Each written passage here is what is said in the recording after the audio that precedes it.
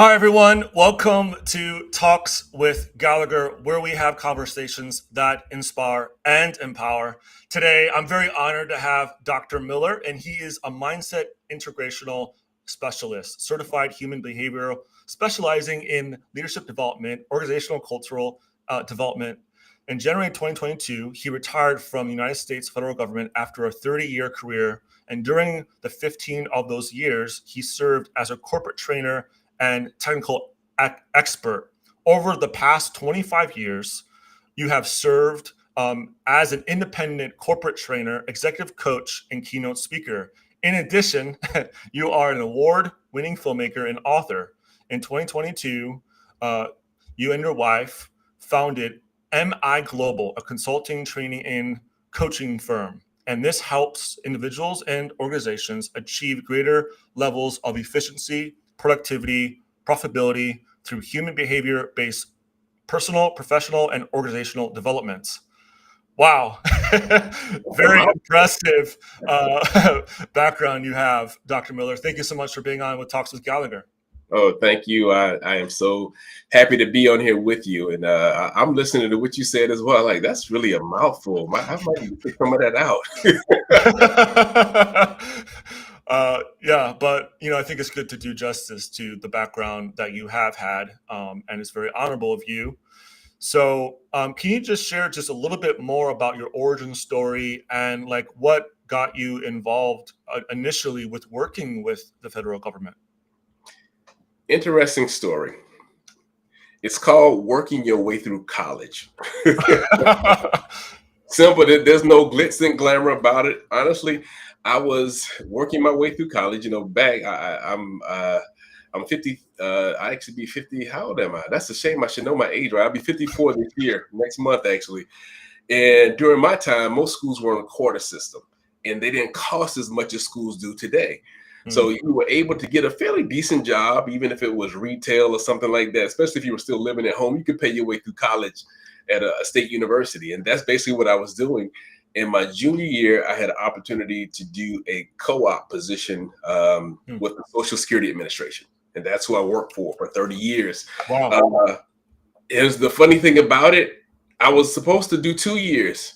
Because for me, that was my way of working my way through college. Because as a co-op student, I was actually on a GS scale. I was a legitimate government employee making a decent salary. And it was like every other quarter I was full-time, then every other quarter I was part-time. So I was able to pay for tuition with no problem, living at home, not having all the other expenses. And God turned that 2 years into 30. And I'm still wondering how he did that. But that's how it started. My undergraduate degree is in accounting. And I figured I was going to do something in accounting. Thought I was going to do that till I got to my last year. And it wasn't the thing where, I was doing bad in accounting. I actually graduated magna cum laude in accounting. So I was actually pretty good at it. But I started looking at it. I said, I don't want to spend these long hours doing accounting stuff because I actually wanted to be an auditor. And I knew Social Security part of the co-op program was that they offered you a full-time job. I said, I'll just take this. The government is very broad. They actually, in Social Security, there were accountants. You actually got lawyers. You got judges.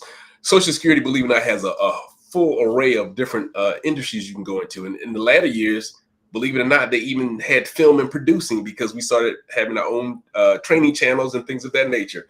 Wow. So I figured I'll just go. I'll make the money for these 2 years. My last 2 years of high school, I pay for it and walk away without having to get student loans or any debt or anything like that.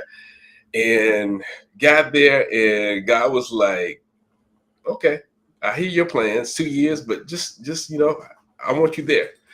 And God, we don't understand the plans that God has for us, because as you go along and time start passing, and you don't really realize what happened until you get to the backside sometimes. Just to make what I can make a very long story short, a lot of times you don't realize what God is preparing you for until you actually get towards the end. And I hate to say it, but I almost don't hate to say it. One of the things you will find, and I think other government employees will tell you, is that leadership isn't always the best. Now, I'm not saying that there are not good leaders there, but unfortunately, you run into a lot of leaders who have not been trained well. And so I cut my teeth on understanding leadership and organizational culture development, unfortunately, by watching people not lead well. Hmm. You know, you can learn from a good person, but at the same time, you can also learn from a bad person because you can learn not what to do. And I had the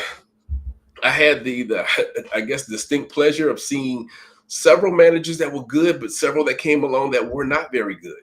Hmm. And I started thinking about how would I treat people? How should that have gone better? And you start looking at it just from that pragmatic standpoint, and you start understanding things could have gone a whole lot better if this leader had done this. And so you start making mental notes, and as time go past, and you move up the ranks a little bit. So I started getting promoted into different positions, and then about halfway through my career, I got into this position. It was called an automation instructor, and it was basically kind of like the Social Security's version of a corporate trainer because Okay. I train internal individuals. And I just say corporate trainer to make it simple so people will understand it. But I would train internally, but I also Hmm. train people externally. So there were a lot of lawyers who used our programs and things that we needed to know. So I would train lawyers. I would train individuals at hospitals. I actually worked very closely with the Wounded Warriors Project during when the Afghan War and all that kicked off. So Hmm. I would go to Fort Stewart, which was the local base where I was, Fort Stewart and Hunter, and I would actually work with them to help those people who were helping the soldiers get on board, as well as at times I would take claims as well. And so throughout that whole process, I started watching how to better lead people and Hmm. how people responded. And it really started changing things. And people like to say that you're a natural born leader. There's no such thing as a natural born leader. You may have a proclivity to go toward that because of certain things, but leadership requires development. Hmm. So I think I had some good stock in starting, but I had to be developed as a leader. I tell people, there's two phases of leadership. There's self-leadership, and then there is leading others. And so with the self-leadership, I was always that type. I was very disciplined. I knew how to get the job done. Because from becoming the automation instructor, which is a corporate trainer, from there I became a technical expert. So I Hmm. became an expert in my field, but I still did a lot of the training because of my background in training. So I would mentor people and I would lead them, and I became the leader who fought for those. I can specifically remember I had a mentee one time, and the manager was out to get that person, and he didn't do anything wrong, and she wanted me to do something that was not the right thing, and it would have been a stain against him, and I Hmm. refused to do it because I said you're not going to mishandle somebody that I'm mentoring, because I'm, as a leader, I look at that as a covering, as a watch person. And so I'm not going to let you mismanage this person. So I took my shield up and I took the brunt of it. And there were instances where I know I lost a promotion that I should have got. But I said, you know what? I don't Wow. really care, because at the end of the day, I've always been a good, strong Christian. I was one of the individuals, I guess I got saved at 5. Not to say I've been perfect, anything like that all my life, or still not even perfect, but I've been walking in the way as a believer since 5. And my faith has grown, especially after I got out of college. It grew really strong, and I really got into the word, and I started following the leadership principles that I saw in the Bible. And that trumped everything for me. Hmm. So that's how I got started in the Social Security. That's where I went. So I started all along that the time that I was working in Social Security. I always did training outside, whether it was training, whether it was mentoring. I had a mentorship program at my high school at one time for a couple of years.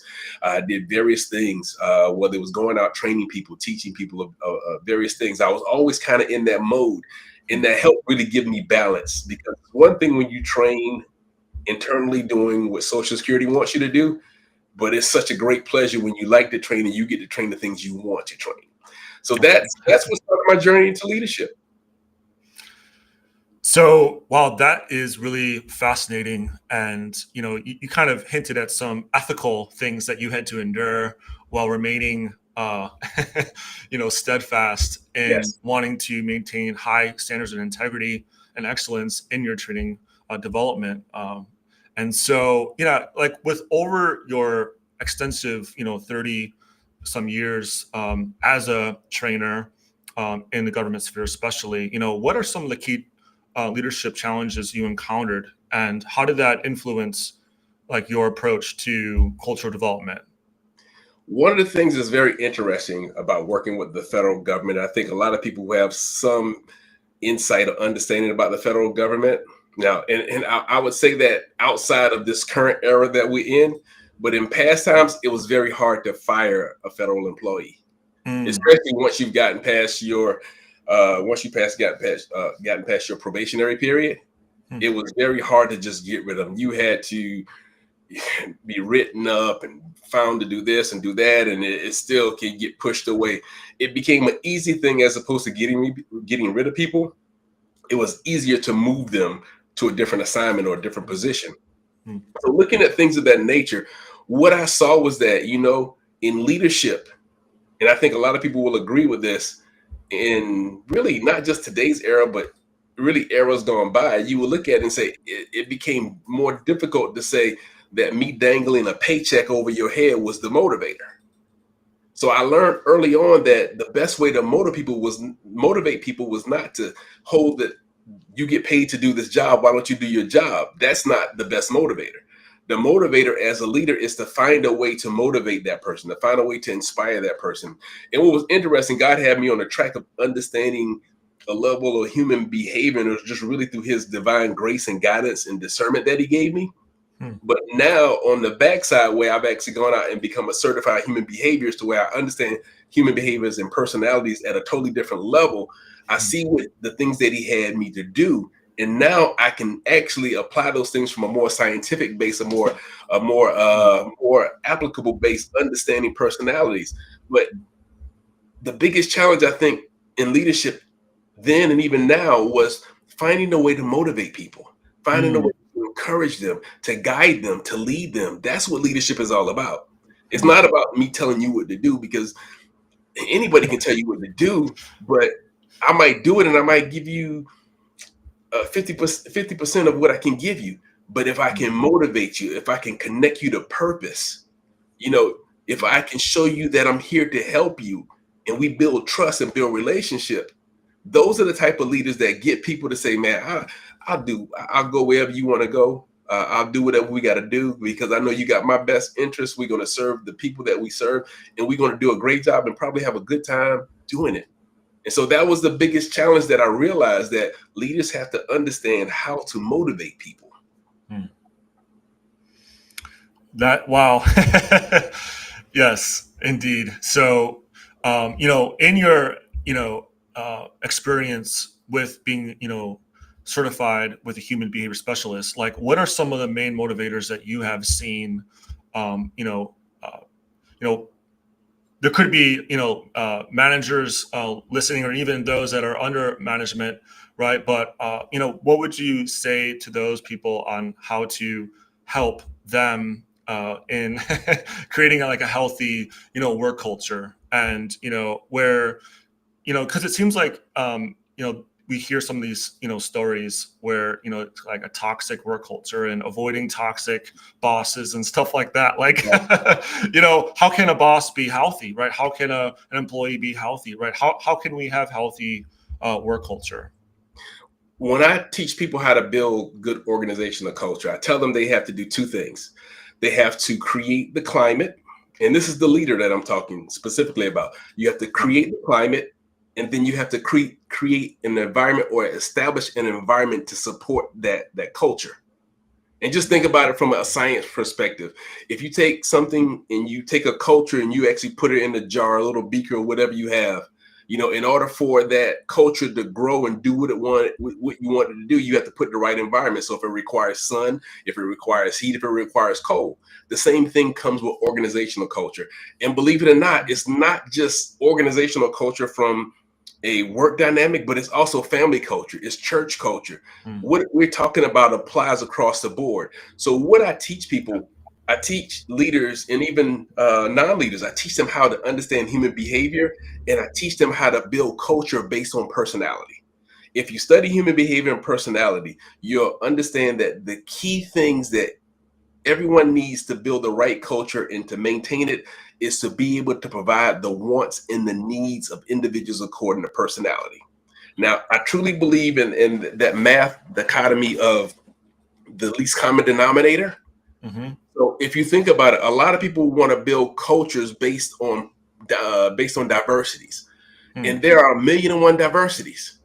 but truly it's been found across all the different models of human behavior. And I'm actually a DISC model of human behavior, DISC. It's a Okay. model of human behavior.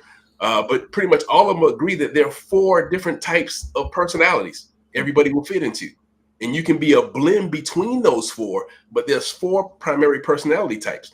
So if I can show you how to build your culture based on those 4 personality types and meeting the wants and needs within the personality types, then you cover everyone. Because I don't care what your diversity is, I don't care what your ideology is, I don't care what your faith background is, I don't care what your political affiliations are. It doesn't matter, because no matter who you are in any of those diverse areas, you still can be narrowed down to 4 common denominators, 1 of 4 personality types. And when you can create a culture, and I tell people like this, when you create that organizational culture based on wants, it's like the wants is the attraction part. Everybody's talking about, I'm having a hard time attracting employees. If you create a culture that meets the wants, people come to it. Give you an example to understand this. Yeah. Yeah. If I want to, let's say if I want a Toyota, if I want a Toyota car to drive, am I going to go to a Nissan lot? No. I'm going to go to a Toyota lot. First of all, that's what I want. That want gets me to the lot. So if I am a Toyota dealer, I'm going to have a variety of Toyotas to meet what you want. And that's the same thing with employers. If you provide a culture that has what people want, it attracts them. But then on the other side, one of the biggest things in workplace now is retention. So the likes or the wants, that gets them there, but satisfying the needs of each person personality wise, that is what retains them. Because we all have been used to, I can go someplace and I can see what I potentially want when I get there. If it's a Toyota that I want, I might not walk away with the Avalon as I thought, or I might not walk away with the Camry. I might end up having to get a Corolla because that's just where my budget is. But at the end of the day, I got a Toyota, which is what I want. But at the end of the day, also, what made you stay on that car lot is that they were able to provide for your base need. Your base need was, of course, a car, but it was a Toyota that you wanted. So you didn't get exactly what you want, but you got something that really fit your need. And that's how you build an organizational culture. Because if my needs are being met, I'm not necessarily looking to go anywhere. But when you get to a certain point, you do want some of your wants met. So if I can provide you some of your wants, then that does it. What does that look like in organizational culture? Of course, we're not talking about giving employees a car. It is actually communication. That's what it boils down to as far as the wants and needs personality-wise. It's how do I want to be communicated to? What are my needs as far as communication? The needs would be like, am I the type that I need challenges? That I want to win all the time? If I can provide the ability to win, if I can provide the challenges, if I'm the type of person that I need appreciation, or if I need recognition, these are all core traits of some of the different personality types. Do I have to feel like I'm providing excellence or providing and giving value? Those are some of your core needs of the various 4 personality types. And then you have the wants in there. So if you're able to provide the wants and needs of individuals within the culture, then you can attract them. Because outside of personality has nothing to do with skill set. You can have 2 individuals that have the exact same skill set, but because of their personality, it takes something different to motivate each one of them. And so when you can actually communicate at a level, and this is not rocket science, it really is. It's really becoming self-aware. And I did a training session here in about 2 hours from where I am now. When I drove back home to come do this interview, and I was telling them, these guys, I said, it's not about you understanding human behavior and personalities to the level that I do, but it's about you being able to recognize it, because people can lie to you just by talking to you. But their personality traits will always come out. They will give themselves away because they will do things a certain way. In their pace of doing things, whether it's fast or slow, those are the things you look for. And so having just a base knowledge of how the different personality types do things it allows you to actually build a culture that keeps them there. And when you can keep them there and they see that you're doing the things that helps them, then they become loyal to you. And they say, hey, we're going to work, and as long as I'm here, we're going to do a great job for you. I'm going to give you my best. And that's how I teach people how to build organizational culture. So it almost sounds like the art of feedback is very important and vital when it comes to creating, healthy communication, which then creates healthy culture. And then, also like you're saying, knowing what that person, what their feel is that keeps them motivated and going, and also recognizing that based upon their priority on what they do in a given task, that can really show more than just words, but actions, Right. what is the kind of what's really happening, below the surface and how they are attributing, because isn't like how you, what you value is what you prioritize. I think I've heard like an expression like that before. Yeah. So that's kind of like what you're unpacking here, right? Yeah, it really is. It really is. That's going in a different area, but it really all Okay. correlates. And it correlates from the standpoint that the value is a different system that you look at. Mm. But for them, you can actually look at the wants and needs as a value. And so they value what they want and what they need. I tell people all the time when I teach on this stuff, I said, how do you get people to do what you want them to do? And they're like, manipulate them. I said, no, you give them what they want. And they're like, oh, give them what they want. Yeah, you give them what they want according to their personality, because that attracts them. And it seems like it's not necessarily simple, but not necessarily difficult either. But it really works. We as human beings, we like communication. God built us to communicate to each other. And when we understand how to communicate to each other according to our personality, then it changes the game. And I'm talking about, this is not just for the workplace. The work that I do with the DISC model of human behavior, I do with marriage counseling. Anybody that I marry, I require them to go through marriage counseling with me. And I actually give them a DISC assessment, because it shows the two people who they are. And even with that, I have tools at my disposal to where I can take their assessment and put them into a program, group them together, and it will kick out a document that shows them how to best relate to each other. Oh, wow. And that's a hand up that a new couple will get all day long. And I tell you something that's funny. I tell people this. I said, boy, I wish I knew this whole DISC and understanding human behavior is the first 10 years of my marriage. And not that my marriage was bad, it was a good marriage, but you can imagine two people coming from different backgrounds, different households. And not only that, knowing now that I've got my whole family to do a profile, my wife and I have polar opposite profiles. Interesting. Yeah. And opposites attract. We attracted, but it was nothing but the grace of God that helped me to understand communicating and understanding people better. I give you a funny story. Early on, this was like, I think we took about a month off when we got married. We just wanted to, have time to go on a honeymoon and have time to unpack, move her into the house and everything, and just kind of get moving. And maybe after the honeymoon phase was over, and I say honeymoon, like when we went back to work, it was one Saturday I woke up, and I'm in my personality, I can be a strong introverted. I can be inside my head thinking all the time. Most people don't think that of me because they see me always out in the public in front of people. And I say, thank God for emotional intelligence and being able to shift between my personality types.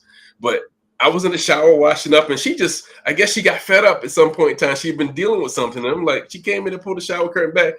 She said, babe, did I do something to you? I'm like, what do you mean? I'm like this, my eyes are like, no, what do you mean? I'm half sleepy because I'm not a morning person either. I'm like, no. And I'm sitting in my head, I'm even thinking even more. I'm like, what's going on? I said, why did you ask that? She said, because in the mornings, you just quiet, you stay to yourself and you don't say anything. It's like I've done something. It's like you're like that. And I was like, no, this is how I am in the morning. I'm like, but it was the personality class, because my wife would literally wake up and she's on 100 automatically. And me, I'm that what you under the DISC model of human behavior. I'm what you call a cautious individual. So I'm more I can be more introverted at my core, and I can just be quiet. And I'm always thinking. So I'm thinking, planning my day out, trying to wake up. That's my morning process. And she, of course, wasn't used to this because unlike some people, we didn't live together before we got married. So she had never seen that side. By the time she saw me, it was after a work day or sometime. I'm good. I've got my caffeine. I'm bubbly. I'm ready to go. But in the morning, she was like, "Did I do something wrong?" I'm like, "No, I said, this is how I am." But the punchline is, it would not have taken us. And I say, I think sometimes it takes that good 10-year period before you really know your spouse. That's not to say you still don't have more to grow on, but that first 10 years, especially once you start throwing children in the mix, we waited about 4 years before we even threw children into the mix. But all of that personality dynamics, and you get to a point where you say, you know what, we got to work this thing out. We got to start communicating more. So had I known then what I know now, I would have known that my personality made me get quiet. And instead of just always talking and thinking, I need to share what I'm talking about and thinking. And this is the same thing that we have issues with when we go to work. I tell people all the time, there's a thing I like to call, you left your home training at home. You're like, Miller, what do you mean by that? Because at home, we get certain training that we don't think is applicable in the work environment. And we learn certain things, training as a children, and we learn certain training as adults. I'll just talk about the adult stuff. If you have multiple children, it's like leading people at work. We forget that at home, when I lead my children, that I cannot get my children to do the same thing by asking each one of the children the same way. Different personalities, they respond differently. So when I go to work, I leave that training home and I forget that I'm still dealing with personalities, because that's what core of it is. And I want to just say, hey, get that done because that's what you get paid to do. Or do this and you say it a certain way and you expect everybody to respond and do it. It doesn't work that way. You can take a child, if a child is what you would call a high D personality, it's more like your alpha person, a go-getter, always on go. If you tell that person who ultimately likes and wants to and needs to have some semblance of control in their life, and then I'll take that S personality, the S, which means supportive, and that person is really soft and laid back and status quo. And if I go to both of those children and say, hey, I need both of y'all in bed at 10 o'clock, the S person is going to be like, okay, daddy, because they want to please, they're people pleasers, and they want status quo. They're going to go ahead and then make sure they're in bed by that time. But that D personality, oh, they're going to revolt. Oh, I don't want to go to bed that time. He's forcing me to go to bed. So what you have to do in those instances, because I did not communicate what I want to them in a way that met their wants and their needs. For the S person, they just want to do what mom and daddy says as that child. So they're going to go ahead. They want to be in the flow. So they'll go ahead and go to bed. But for that D personality, I have to tell them something different. Like, you know what? I need you to be in bed at a certain time.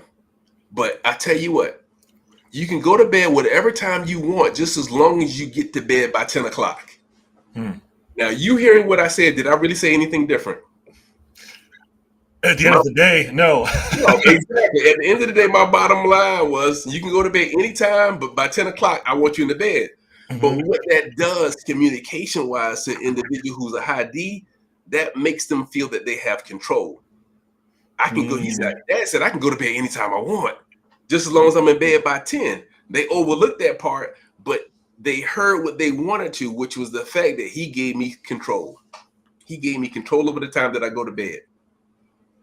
And we forget we have to do those same things in the workplace. And it's not really manipulation, because I tell people there's a fine line between motivation and manipulation. Do you know what that difference is, John? There's no strings attached with manipulation. It's part of it. With manipulation, it's all about you getting the outcome that you want. But with motivation, it's about getting the outcome that serves the best for everybody. It serves the best for you, it serves the best for me. And if we're working together as a team, that outcome serves the best for the people that we're serving. That's motivation, because I'm trying to motivate you to do the things that we need to do. But if it's manipulation, I'm manipulating you based on what I want to be the outcome. Hmm. And so we have to keep that in mind. And when you're doing these things, even though I'm changing slightly what I say, I'm motivating you according to your need and your want personality wise, which makes you do it more. So how do you discover, like, especially with your kids, how did you discover, like, was it just by trial and error? Like what, you know, like how you're able to effectively communicate with them? I mean, and even when it came to as a corporate trainer, like, was it like obviously taking the disc profile personality test helped discover that, but if Mhm. you don't necessarily have that, Right. how do you really discover, that particular personality so that you can effectively communicate with that person? That's a very good question. And I tell people that who I train, I said, yeah, you come in and you have it easy right now because you're learning how to work with a team and you now know what their personalities is. But what about when you hire new people? Yes, exactly. Yeah. So when you hire new people, what I do, I teach them also how to observe the personality traits because Hmm. they're going to do things a certain way. They're going to communicate a certain way. They display things a certain way. Hmm. They ask certain questions that feed into their personality. Like when it comes to a C personality, you're going to always hear them ask a lot of why questions Hmm. because C personalities are very analytical. They want to know why things work the way they do. What's the purpose behind it? They want to get to more root causes, more logical evidence. And then you're going to have like an I personality, which is that influencer. They're like that person that always want to be the center of attraction. They're Hmm. going to ask who, because at the end of the day, the I personality, one of their core needs is that they have a need to be liked. Hmm. So they ask the who question because they want to know who will be coming to work, who will I be working with, who will be at the party, because they want to make sure it's a group of people who like them and that they can get in front and influence. Hmm. So you can look at it from that perspective. When it comes to even communicating, when you're talking to a high D personality, their talk will be fast in many instances. They will use a lot of gestures. They might lean in and might look a little aggressive. It's Hmm. because they're always liking to move forward. When it comes to walking into a workplace, you can tell a lot by understanding how a person's work area looks according to personality. People don't think about that, but their workspace reflects their personality. Now, you can look at my workspace. Yeah, it's beautiful. It's Yeah. neat. It has all kind of stuff, and it's all in order. Yeah. That's the wall of a high C personality, which I am. It's there. You got different things, but they're logically placed. You can Hmm. see them. It's functional. Yeah. That is some of the display area of a high C. When it comes to an I and how their workplace is displayed, they're gonna have like they might show like big trips that they went on or things that make them look fun or things of that nature. When it comes to an S personality, when it comes to looking at their workspace, you're gonna see pictures of the family because for them it's all about relationships. Hmm. Pictures of the family, things that are like mementos and memories. Now, for a D person, they don't care as much, so they just like you just kind of get what you can get, and it might be some of that. But they're so focused on busy moving forward, they don't put a lot of attention into what their atmosphere around them look like because in their mind, I'm not going to be here very long because I'm moving from task to task. So those are the things that I teach people, the things to look for that identify people, because it's not about what they say, it's about how they do things and what they do that determines what their personality is. This is so fascinating, and finding these clues on discovering how people tick and what their personalities are is it provides keys, I'm sure, for those watching, or maybe even a refresher for Yeah. managers as well to know, okay, so these are some of the signs to look for and how to effectively create a healthy work culture. So how does the mindset of a leader play a role with like how effective that team is, and be able to also cultivate like a growth mindset within the team itself? Mindset is very big, very important. And the my company, you listed it as the MI Global, and that's what we put. But the M and the I actually stands for mindset integration. Oh, So integration. Okay. yeah, mindset integration. So we're very keen on that because it's an integration. With the mindset integration, is kind of a process of how we train and how we coach and mentor people. It's really like you integrate data into a computer so that the computer has the most information so it can make the best decision. The same thing with our brains. We give information that might be the same information, it might be new information, it might be repurposed information, but it's introducing information to help shift your mindset. So when it comes to a leader, first you're going to have your personality and your human behavior. And most people don't understand that you're born with the same personality that you will die with. Under the DISC model, we call that your basic personality. It's what you would call your nature. But is that similar to core, or is that different? Yeah, you can kind of call it core. It's who you are. It's your core, and it's who you are when you're at peace and you're at rest and you're most comfortable. Because we are always our best selves when we're comfortable. So when you're in that comfortable mode, you're going to exude your basic personality or your nature, as we call it. Now, on the other side, you have what we call an environmental profile. That's more of your nurture, which you've been trained to do. Now, with emotional intelligence, your two profiles can look polar opposites, because let's say you might go into a workplace, if you are, let's say, an accountant. And as an accountant, most accountants are kind of quiet people, kind of laid back, number crunches, nothing too fancy. But let's say in your workplace, you got this great job and you're that accountant, but all of a sudden you have let's say some type of a organizational party, and you get there and people walking in and watch you as that office accountant become the life of the party. You don't expect that accountant to become the social butterfly, the life of the party. But when you have these two profiles, your basic profile can actually say that you are that influencer type that is more or less that social butterfly. In your comfortable area, you at the party, you were just yourself, your normal self. But at work, in order for you to get the work done, you have to be more of that analytical person, that quiet person, that focus on getting the job done. And that's a shift which you have when you bring in emotional intelligence. It allows you to shift between them. But on the other hand, you can have polar opposites on your two profiles, the basic versus the environmental, because you're under stress in your environment. And that could be your work environment, that can be your home environment, that can be a sick child, you can be going through a divorce. It could be many different things that affect your profile to where it's a negatively polar opposite, as opposed to being a good polar opposite, allowing you to function in different places to actually to bring out the best potential that you have. So you look at that and you have those things, but on top of the personalities, you also have mindset.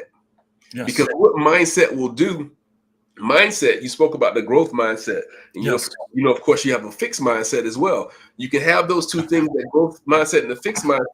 They can actually exacerbate your personality.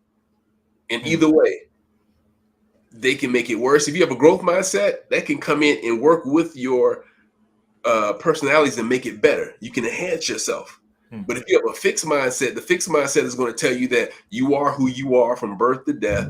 That's all you're going to have. So you're not going to strive to be able to learn how to work within your personality types. And I tell people like this: your personalities can be considered like your hands. If you're right-handed or left-handed, whatever hand is your dominant hand, you'll go in and you'll actually learn how to write with your dominant hand. I'm right-handed, so I'll learn how to write with my right hand. But if something happened to my right hand, it's going to force me to use my left hand. And it may be awkward at first. It may not be comfortable at first, but I will learn eventually how to actually write my name pretty well. Personalities are the same way. Instead of two, you have four of them. And your dominant personality is that comfortable right hand that I learned to write with. But that does not mean I can't operate in my other personalities of my left hand. And we go through that process, and that's what the growth mindset does. That growth mindset will allow you to actually go between your personalities and help you increase your emotional intelligence. Now, one thing that you didn't mention, which plays another layer into this, is your experiences and your traumas that you deal with. Yeah, I was about to ask, how does traumas and stress and all of that, past experiences influence your personality and behavior, or triggers, right? Yeah, it'll trigger them, and it can make them worse. It can make them Mm. When you're in a position, a lot of people who go through traumas, they don't feel comfortable. They don't feel their normal selves. So they fall into what we call blind spots within your personality. Mm. And blind spots it's like when you're driving with a car. You know, you got your side mirror so you can see your blind spots. Right. And if you're driving, if you don't look in your mirror to see your blind spots, you can hit them and run them over. Or on the flip side, you're either gonna hit them and run them over, or you can run people away from you, Mm. or you run the car away from you. But in this case, you're dealing with people. So I can hit a person, not necessarily physically, but with your mouth, with your emotions, or I can run them away because they saw me swerve and they didn't see me in that blind spot because they were operating in that blind spot and I had to run away from them. And so you have that dynamic. And a lot of times with traumas make people uncomfortable and they become very self-conscious. And they try to protect their bubble around them. And so as they protect that bubble around them, there's a classic statement that I love in dealing with human behaviors. People do things for themselves and not to you. In other words, we have very fragile egos. We have traumas that we've gone through. We try to protect the sanctity of our bubble. Whether you look at a bully who just think, oh, he's just a mean bully. A lot of time bullies are trying to be the one that be aggressive and push people away so that people don't bully them. Sometimes people make fun of other people and they become they make a lot of jokes that draws attention. It's a multiple thing. They could either be drawing attention away from themselves or they can be using it to draw attention to themselves, depending on what they're trying to get out of what their want is. But at the same time, they're still doing it for themselves. And I don't care what it is. You can even say, well, I used to say, that covers probably 95% of the cases. But I think ultimately everybody does what they want to do for themselves. Because even if you were doing something that was heinous, that was evil, you're doing it because you want to do it. If I was killing people, I might be an assassin because I'm killing people for money. I wanted the money. You're still doing it for yourself. But that goes either way. So when you add that layer of trauma in there, it makes you fall into blind spots. It makes you do things even more so for yourself and forget about others. But the more you learn about human behavior and personalities, the more you get away from the traumas, the more you open your mindset up to a growth mindset, the more you embrace your personalities, it helps you become more self-aware. And when you're self-aware, you are aware of how you act in different moments. And that helps you not to act that way so that you don't run people off, so that you don't make people anxious. And when you're able to do that, other people can be themselves around you. And when you are in a team environment, that keeps that environment in a place that's safe for everybody. When everybody feels safe within that environment, they can become the best person that they want to be or are gifted to be. Because if you're not in a place like that, then you're constantly thinking, I have to look over my back because so-and-so is going to do something to me, or they're going to say something to me, or this is a toxic space and I have to protect myself. So it makes you limit the potential that comes out of you, because all of us have so much greater in us. But a lot of it is pinned down because we don't understand our blind spots. Some of it is because of our mindset. Some of it is because of the traumas that we've gone through.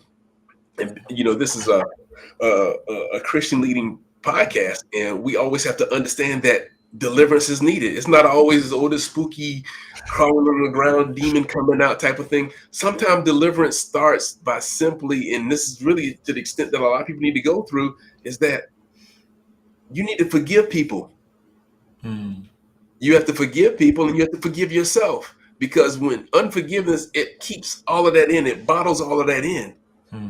But when you get to the point and you start releasing people, it opens you up and releases you. And I tell people like this, actually, I go down this path when I'm doing executive coaching, or even if it's not an executive leadership coaching, because I also do coaching we kind of call dream launch. It's for people who are kind of like stagnated in place and they don't know how to get out of where they are. Oh, wow. What I've found out is that a lot of people in those situations, even people who just need executive coaching, they're stuck in certain places. But a lot of times it's tied to unforgiveness.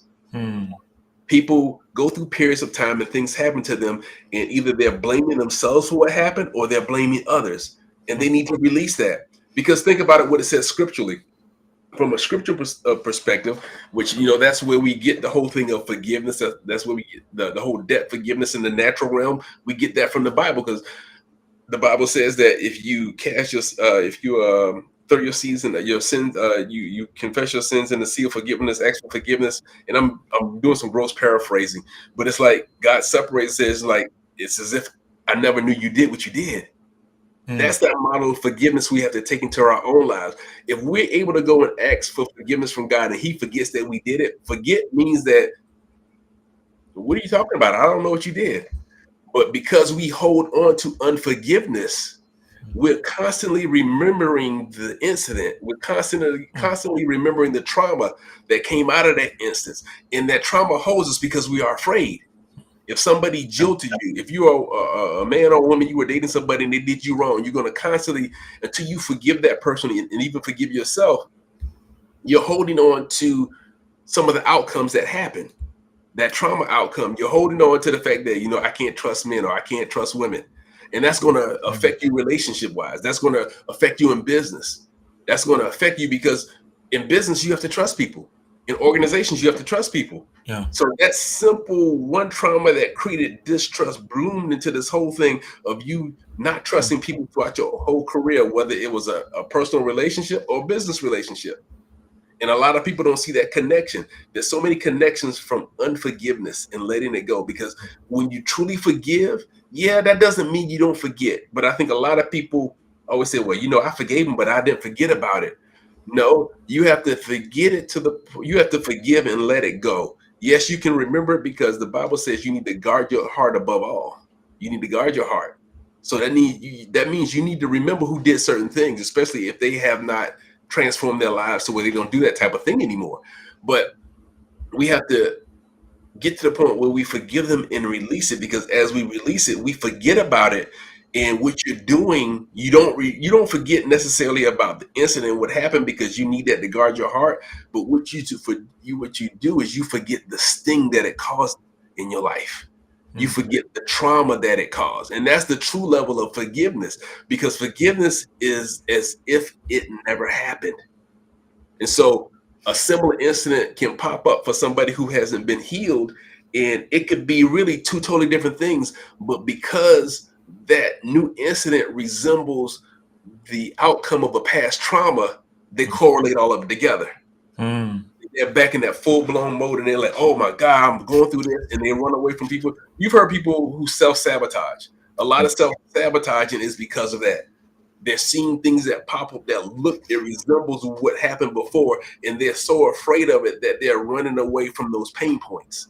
Nobody wants to experience pain points, but there is such a thing as good pain. Because if I have a cut and I don't do anything with it, and it's like when you get wounded, we ignore it. It'll go over. And if that cut was like, let's say from a dirty tree or something like that, or it's a dirt and it's dirt inside, it's going to get infected. So there's going to be good pain that you're going to have to endure to go in, open that up, clean it out, and let it heal. And we don't want to, when we see any kind of pain, that good pain that you need to go through, it reminds you too much of the bad pain. And you're like, I can't deal with any of this. And they go through life with all this unforgiveness, with all this hurt. And that's like that top tier layer that weighs on all of that.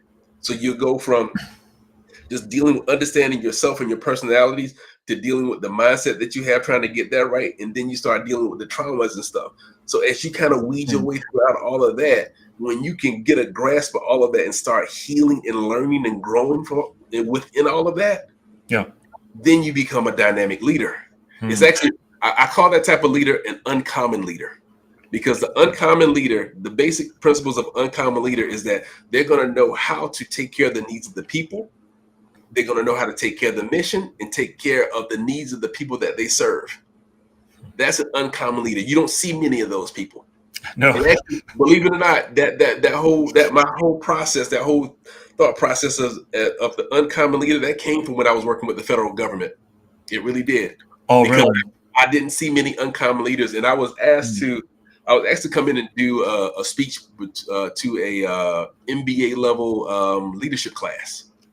And they asked me to come in and just talk. And that was one of the talks that I gave them. God showed me this vision of the uncommon leader. Wow. And going from that speech to where I've turned it into actually really a training curriculum, and I'm actually working on a book that unveils it more. But it's that uncommon leader that's able to unpack all of that and become the person that it's not about them, but it's about taking care of the people, the needs of the people, the needs of the mission, and then the needs of the people that they serve. As a leader, when you can do all three of those things, you become uncommon. You are treading in uncharted waters almost.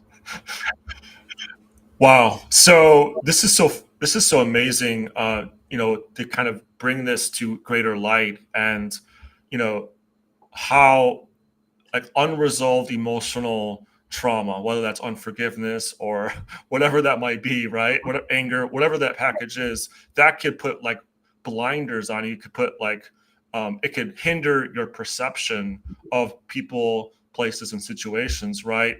Yes.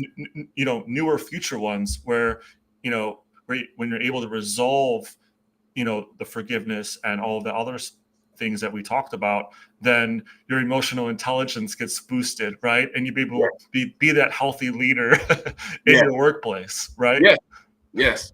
And that is so important. We need healthy leaders in our workplace because Yeah. literally you have people, just think about it. If you have, some leaders have 200 people under them, some of them have 10, some have 5, some have 20, and all numbers in between. But just think of, if you're not that type of leader that's helping to create a culture that's a non-toxic culture, that's a very Yeah. good culture, you're making so many things worse for so many people at different levels. Hmm. And it's easier to self-correct yourself than to self-correct an organization. So if I can start out by being that example, and I have another term that I give this, I call it the herd effect, the HERD, the herd effect. Whoa. And it comes from the shepherd. The shepherd, the flock or the herd knows the shepherd's voice. They go to it. They are Hmm. attracted to it. So with a leader having a herd effect, and it's that uncommon leader, the herd, their employees, their people that's working for them, they are attracted to them. They know Hmm. their voice.